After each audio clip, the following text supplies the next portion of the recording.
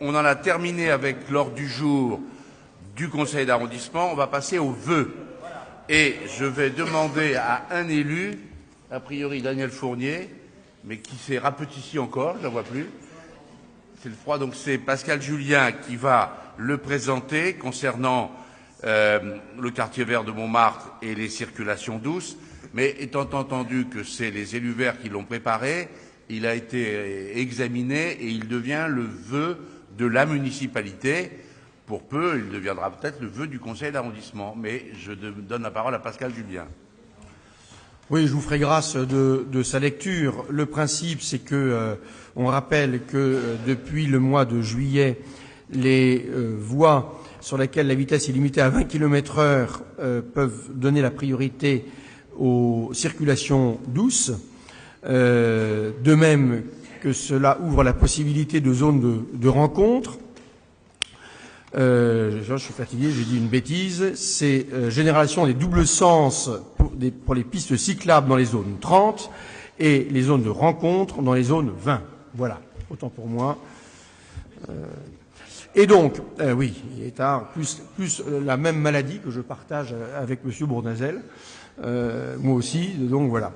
Et donc, le vœu, constatant que le quartier qui s'y prêterait le mieux sur l'arrondissement, c'est Montmartre, parce que c'est là qu'on a le plus de zones 20 et de zones 30, et que c'est un quartier vert, là, c'est la raison pour laquelle on demande à ce que le quartier vert soit retenu en priorité parmi les sites étudiés pour une généralisation accélérée de l'autorisation des doubles sens cyclables et que la place des Abbesses, de son côté, soit retenue en priorité pour les sites étudiés pour l'aménagement d'une zone de rencontre. Merci, Monsieur Bournazel. Merci, Monsieur le maire. Sur le vœu qui est proposé par la municipalité, les Verts et la municipalité, donc maintenant, quand on lit ce vœu, on a entendu tout à l'heure vive l'association des chats libres, on a entendu vive le Québec Libre, j'ai envie de dire vive Montmartre libre. Mais laissez les Montmartrois vivre tranquilles, arrêtez de leur imposer des contraintes, toujours des contraintes. Allez expérimenter ailleurs, et ailleurs que sur la butte de Montmartre, votre politique qui est complètement idéologique. Enfin, Montmartre, depuis maintenant 8 ans, avec la politique qui a été impulsée par M. Garel dans la précédente mandature, qui semble aujourd'hui vouloir se poursuivre et s'amplifier, est une politique complètement absconse. Est-ce que tout ça est fait en concertation avec les associations d'habitants, les associations de commerçants? Est-ce que vous imaginez aujourd'hui de l'autorisation des doubles sens cyclables? Mais est-ce que vous avez mesuré les conséquences de toute cette politique sur l'activité économique? Est-ce que les associations ont été concertées? Est-ce qu'elles ont tous rendu un avis favorable? Prenez au moins ce temps-là. Je ne crois pas que la butte Montmartre soit un laboratoire d'expérimentation hasardeuse. Nous voterons donc contre. Merci, Monsieur Bournazel. Alors moi, je veux quand même redire le sens. On propose un vœu de manière à ce que les services de la ville de Paris, notamment, parce qu'il y en a plusieurs concernés, puissent organiser la concertation que vous souhaitez. Et nous voulons le faire sur la base d'une volonté municipale d'améliorer encore, parce que, pardonnez-moi, on peut toujours être critique sur telle ou telle chose, mais je préfère le Montmartre d'aujourd'hui au Montmartre que j'ai connu. Moi, j'ai connu, cher Monsieur Bournazel, le Montmartre avec des cars qui grimpaient sur la butte. Et on a réussi à empêcher les cars de monter sur la butte.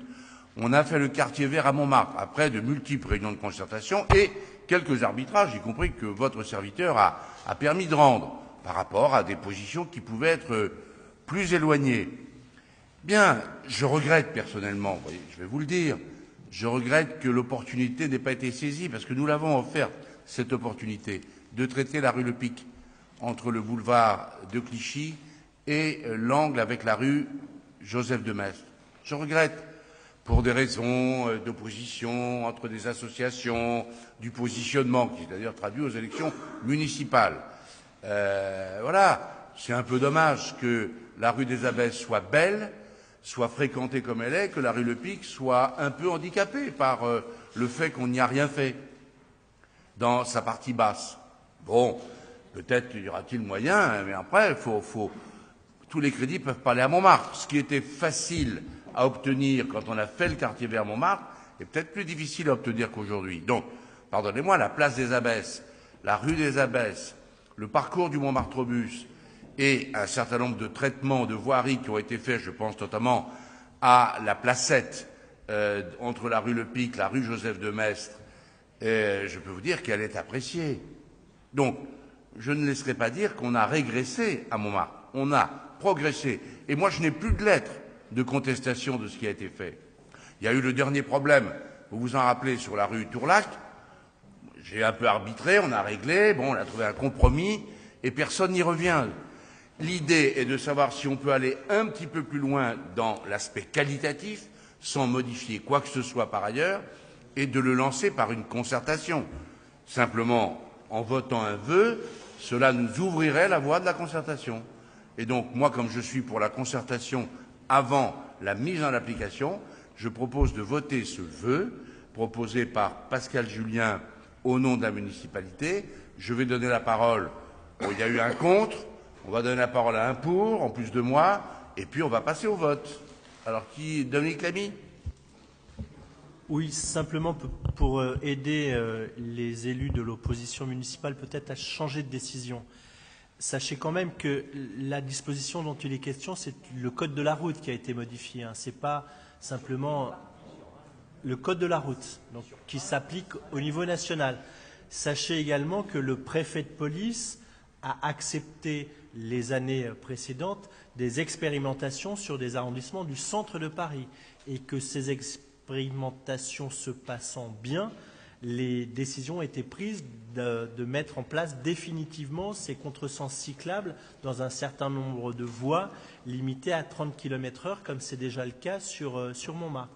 Cette disposition d'ailleurs de permettre cette circulation à contresens est là aussi une disposition légale, puisqu'elle s'applique systématiquement dès l'instant que la voie en question est depuis plus de 6 mois limitée à 30 km/h. Et dans le 18e arrondissement, un certain nombre de ces pistes cyclables à contresens existent déjà dans ce qu'il était appelé des quartiers tranquilles et ce qui a été rebaptisé des quartiers verts.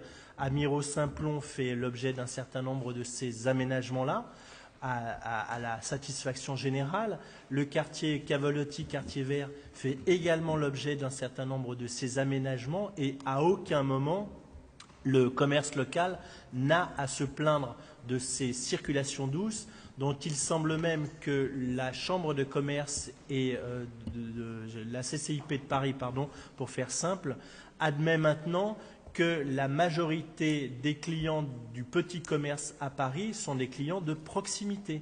C'est donc des clients qui se déplacent ou à pied ou en vélo, et pas les clients automobiles dont on nous dit qu'il faut absolument garantir leur arrêt minute pour acheter la baguette de pain ou le journal du matin. Donc sortez de ce schéma-là et votez avec nous ce vœu qui, à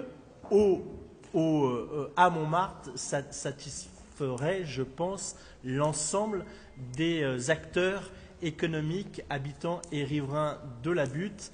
Et comprenez aussi notre démarche et entendez un certain nombre d'habitants du bas de la rue Le Pic qui se plaignent maintenant presque ouvertement auprès de nous de l'attitude un peu négative qu'a pu avoir à l'époque une certaine association qui nous a empêchés concrètement de faire des aménagements qui, ailleurs sur Montmartre, sont extrêmement bien vécus.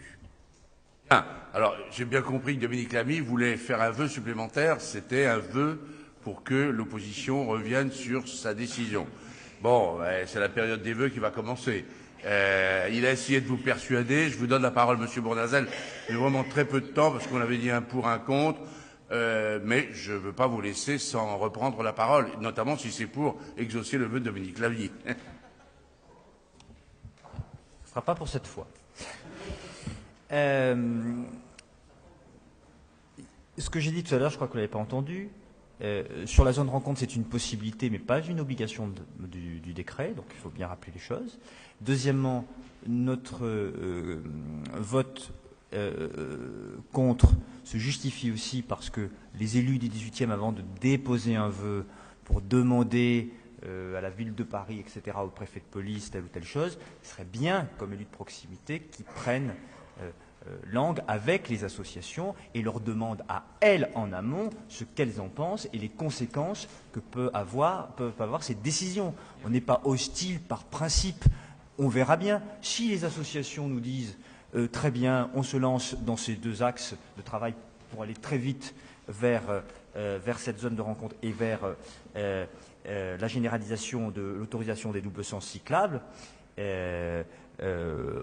pourquoi pas? Ils nous auront convaincus.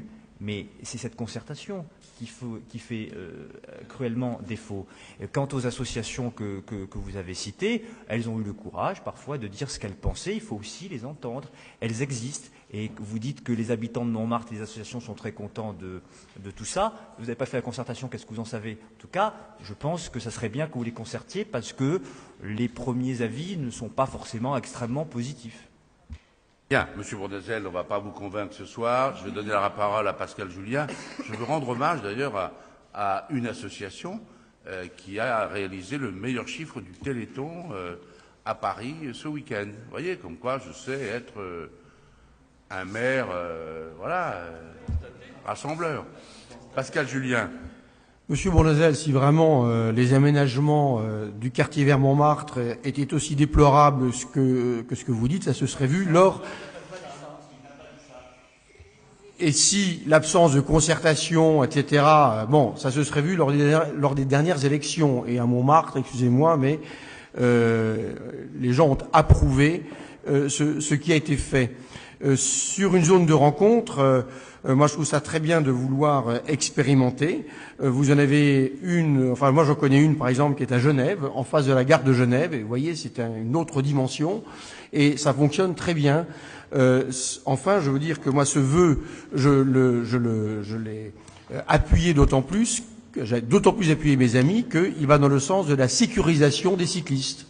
Et on n'en fera jamais assez pour la sécurisation des cyclistes, car renseignez-vous, Monsieur Bournazel, sur l'accidentologie, c'est les pistes, enfin les rues à contresens cyclable sont, de ce point de vue, très performantes. Voilà. Si. Allez, qui est pour le vœu? Ah, oui, mais attendez, vous voyez. Écoutez, le rapporteur a fini. Je suis vraiment trop libéral. Allez-y, Monsieur Bournazel. Mais vraiment, vous voyez bien que là, ça vous démange, quoi. Mais non, mais Monsieur Julien avait déjà eu la parole, il a eu une deuxième fois. Je vois pas pourquoi je ne l'aurais pas. Il y a deux poids, deux mesures. Simplement, ça fera trois. Simplement, vous avez le droit de penser ce que vous voulez, j'ai le droit de penser ce que je veux, et je vous ne permets pas de déformer mes propos. J'ai jamais dit que le quartier Montmartre était cette zone terrible. Non, il y a des choses qui ont été faites et qui vont dans le bon sens. Je vous ai pas attendu pour faire du vélo, et je vous ai pas attendu pour prendre ma carte Vélib. Hein. Je suis désolé, pas de jugement sur les uns et sur les autres. Oui, effectivement, le temps au début s'est terminé à Montmartre. Et tant mieux, et heureusement, on n'en est pas là, et l'homme des cavernes n'est plus là. Merci d'avance. Simplement, je crois qu'il y a une façon de faire de la politique. Il y a un décret, très bien, avançons dans ce sens, mais il y a aussi des possibilités dans ce décret et non des obligations, et profitons de ça pour dialoguer avec les associations. Et en conclusion, je dirais effectivement félicitations à l'association de Michel Langlois que nous pouvons citer, qui a fait un travail formidable avec toutes les associations de 18e arrondissement et qui a battu un record. Ça sera près de 30 000 € pour le Téléthon. Effectivement, je me joins à vous pour féliciter Michel Langlois.